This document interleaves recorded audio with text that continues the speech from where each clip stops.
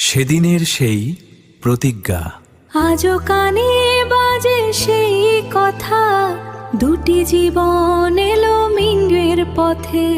চোখে চোখে আজ নতুন পরিচয়, নীরবে লেখা হলো প্রেমের কাব্য নয়। এ বাঁধন যেন জনম জনমের, শুরু হলো পথ চলা। নমস্কার, আমি তন্ময়। গল্পের ক্যাফেতে আপনাদের সকলকে স্বাগত। আজ আমি আপনাদেরকে শোনাব শরৎচন্দ্র চট্টোপাধ্যায়ের লেখা দত্তা উপন্যাস। এই উপন্যাসটি যদি আপনাদের ভালো লেগে থাকে তাহলে অবশ্যই কমেন্ট করে জানাবেন কেমন লেগেছে। সেদিনের সেই প্রতিজ্ঞা আজও কানে বাজে সেই কথা, দুটি জীবন এলো মিন্ডের পথে।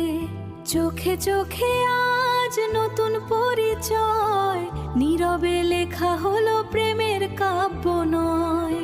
এ বাঁধন যেন জনম জনমের, শুরু হলো পথ চলা বিজয়া। সেদিনের সেই এই গল্পটি শুনতে চাইলে চ্যানেলটি সাবস্ক্রাইব করে রাখুন।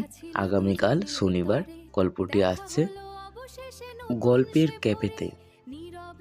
আর গল্পটির শেষটা আপনাদের সবাইকে কাঁদাবে। কেঁপে উঠল সুরে, এক পলকের মাঝে মন গেল জুড়ে।